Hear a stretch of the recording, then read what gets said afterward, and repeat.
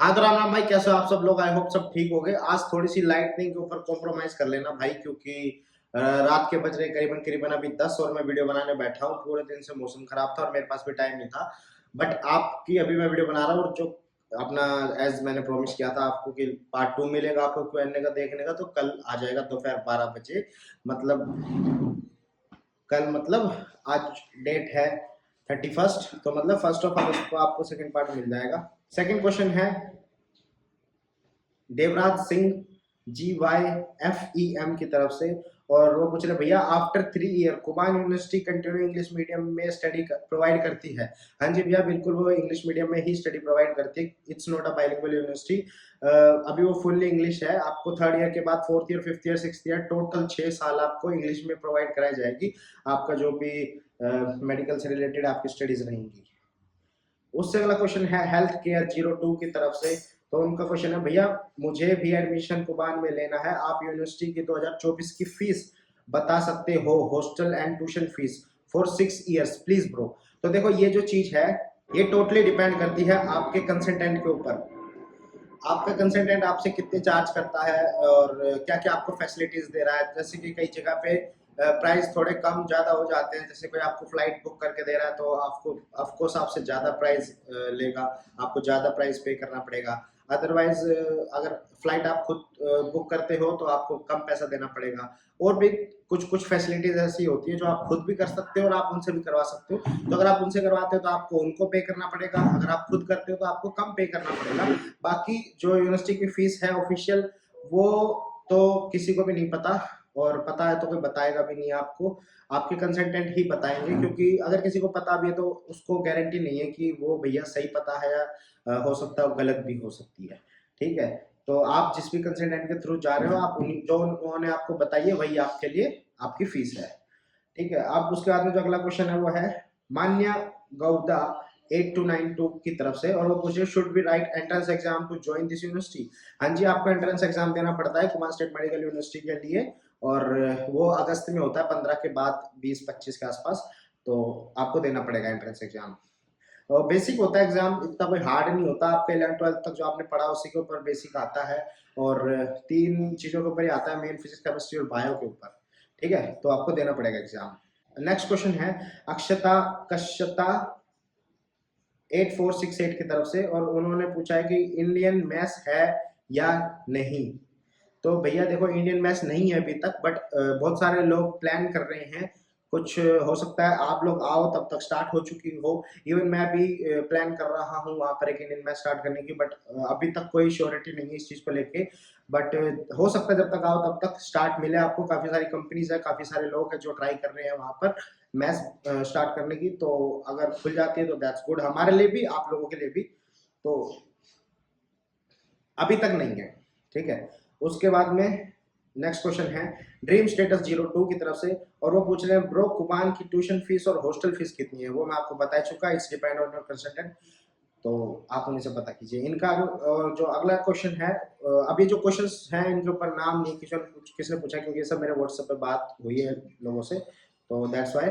Do you know price of them just to calculate my monthly expense? तो आपका जो monthly expense होता है वो करीबन करीबन 10 से 15 हज़ार रुपये में चल जाता है।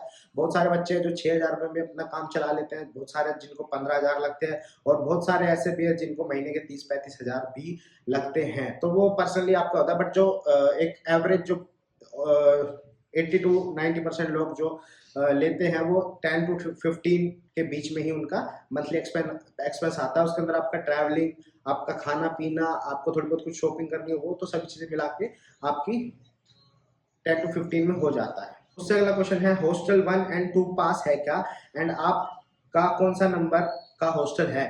तो भाई हाँ जी, फर्स्ट और सेकंड हॉस्टल दोनों पास में है। फर्स्ट हॉस्टल से सेकंड हॉस्टल की जो डिस्टेंस है वो सिर्फ और सिर्फ ओनली 10 स्टेप्स की दूरी के उस पे हॉस्टल नंबर 2 पड़ता है हॉस्टल नंबर 1 से।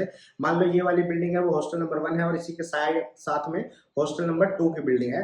आप 10 कदम में हॉस्टल नंबर 2 में पहुंच जाओगे। और जो मैंने दिखाई है आपको, अगर आप मेरी वीडियोस देखते हो तो अगर नहीं देखी तो देख लेना जाके, मैं ऊपर आई बटन में पिन भी कर दूंगा वो वाली वीडियो। मैंने एक अपनी यूनिवर्सिटी के ग्राउंड, मतलब अपने हॉस्टल के ग्राउंड की, जहां पर हम खेलते हैं, स्पोर्ट्स ग्राउंड जो है वहां की मैंने वीडियो बना रखी है। तो उसमें जो आपको पीछे बिल्डिंग दिख रही है ना, एक इधर दिखेगी एक इधर दिखेगी, तो एक हॉस्टल नंबर 1 है, एक हॉस्टल नंबर 2 है। तो दोनों हॉस्टल्स के लिए सेम ग्राउंड है, सेम कैंपस है, पूरे एक ही कैंपस के अंदर दोनों बिल्डिंग्स है, हॉस्टल नंबर 1 और 2। तो कोई दूरी नहीं है, बिल्कुल एकदम 10 कदम की दूरी पे है भाई। ठीक है, उससे अगला क्वेश्चन है, जिम पास है क्या हॉस्टल के? हाँ जी भाई, वहां पे बहुत सारी जिम है, दूर भी है पास भी है, तो डिपेंड करता है आप कौन सी में जाते हो। और अगर आप बात करो कितनी पास है, तो आप वॉकिंग डिस्टेंस पे आप वॉक करके भी जा सकते हो, अगर आप डेली रेगुलर जाते हो तो इतनी पास जिम फैसिलिटीज हैं। उसके बाद में अगला क्वेश्चन है, एंड प्रोटीन मिलता है वहाँ? हाँ जी भैया, प्रोटीन मिलता है, बहुत सारे बच्चे लेते हैं, बहुत सारे लोगों को प्रोटीन के ऊपर काफी एक्सपीरियंस है। और वहां पर आप ऑनलाइन मंगा सकते हो, जैसे अपने यहाँ पे अमेजोन होता है, फ्लिपकार्ट होता है, वैसे वहाँ पे ओजोन और रियांडेक्स होता है, तो आप वहां से ऑर्डर कर सकते हो। शॉप्स है बहुत सारे, आप शॉप से जाके लेके आ सकते हो, मैंने भी बाय किया हुआ है। देन उससे अगला क्वेश्चन है, वो है, आर ऑल क्लासेस ऑफलाइन? हाँ जी भैया, अभी जितनी भी क्लासेस है सभी ऑफलाइन है। कोविड के टाइम पे ऑनलाइन थी, उसके बाद वॉर के टाइम पे ऑनलाइन थी, उसके बाद कोई भी क्लास ऑनलाइन नहीं हुई। अभी सभी की सारी क्लासेस ऑफलाइन होती है, चाहे वो लेक्चर हो चाहे क्लासेस हो। उससे अगला क्वेश्चन है, हमारा बैच सितंबर में चालू होगा होगा ना?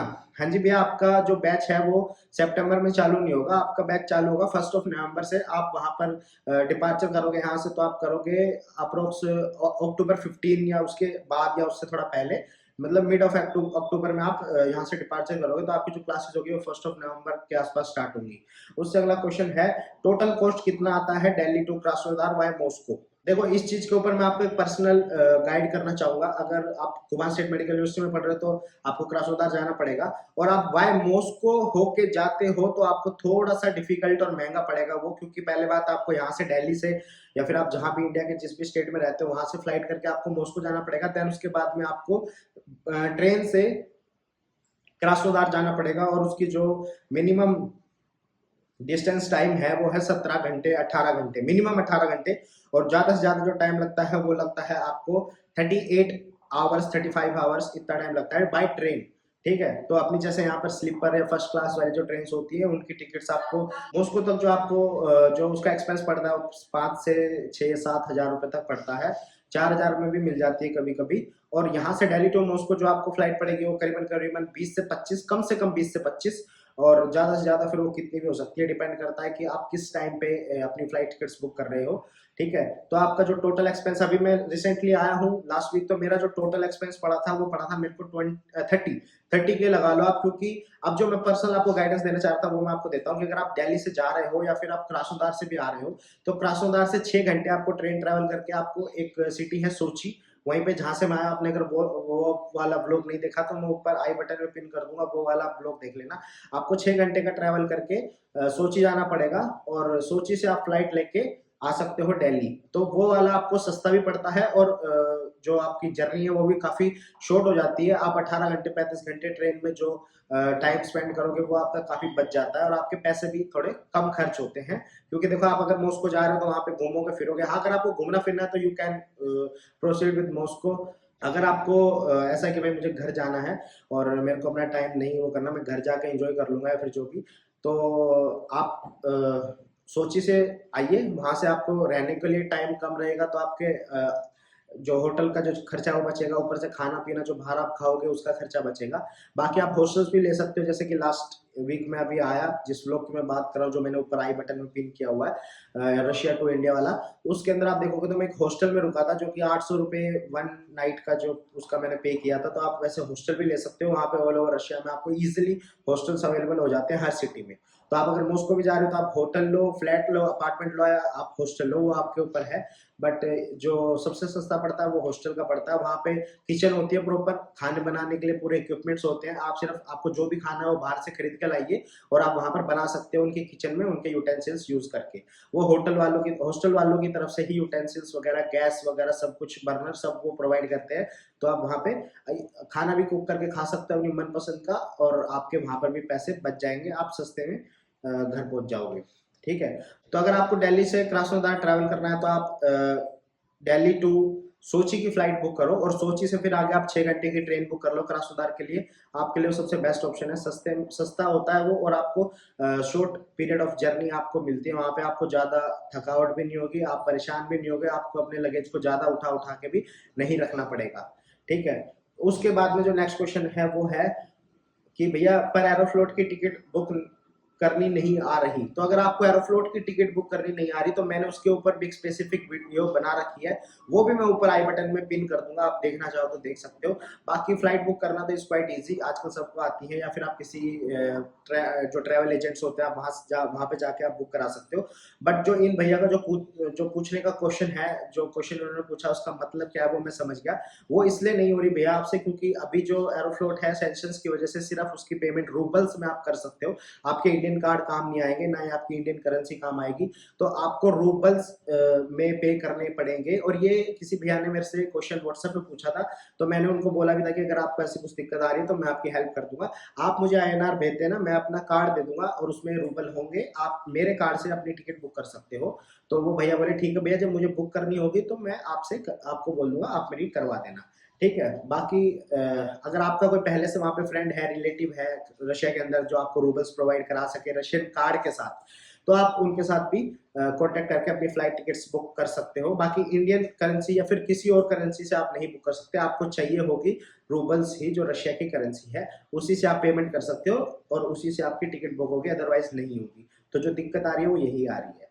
ठीक है, तो अगर और किसी के साथ भी आ रही है तो आपको जो मैंने आइडिया बताया वो बेस्ट है। तो बस आज के लिए इतने ही क्वेश्चन, जो बाकी के क्वेश्चंस है वो मैं नेक्स्ट पार्ट जो अपने बनाएंगे उसके अंदर आपको आंसर्स दूंगा, क्योंकि काफी लंबी हो जाएगी वीडियो। तो जो पार्ट थर्ड आएगा आप उसके लिए चैनल सब्सक्राइब कर दो। और ये वाली वीडियो कैसी लगी, थोड़ी सी क्वालिटी खराब आ रही होगी क्योंकि रात का टाइम है, बाकी क्वालिटी से कुछ वो नहीं होता। जो कंटेंट मैं आपको दे रहा हूँ, जो मैंने आपके डाउट्स क्लियर किए, जो मैंने क्वेश्चंस का आंसर आपको मैंने दिए, वो सेम वही क्वालिटी में जो मैं पहले देता था, जो मैं आज आपको फिर से दिए मैंने, और मैं आगे भी देता रहूंगा। ठीक है, तो आप मेरा चैनल जरूर सब्सक्राइब कर लेना और इस वीडियो को लाइक कर देना। और जैसे मैं हर बार बोलता हूँ आपको कि इस वीडियो को शेयर जरूर कर देना, ऐसे बंदे के पास, अगर आपके कोई रिलेटिव्स में कोई बच्चा, कोई स्टूडेंट जा रहा हो, या फिर आपका कोई फ्रेंड जा रहा हो, या फिर आपका खुद का बच्चा जा रहा हो, मान लो आप किसी के फादर हो या फिर किसी के पेरेंट्स हो या किसी के गार्जियन हो, तो आप उनको भी ये वीडियो शेयर करना, क्योंकि किसी के काम आ जाएगी, तो इससे अच्छी कोई बात हो नहीं सकती।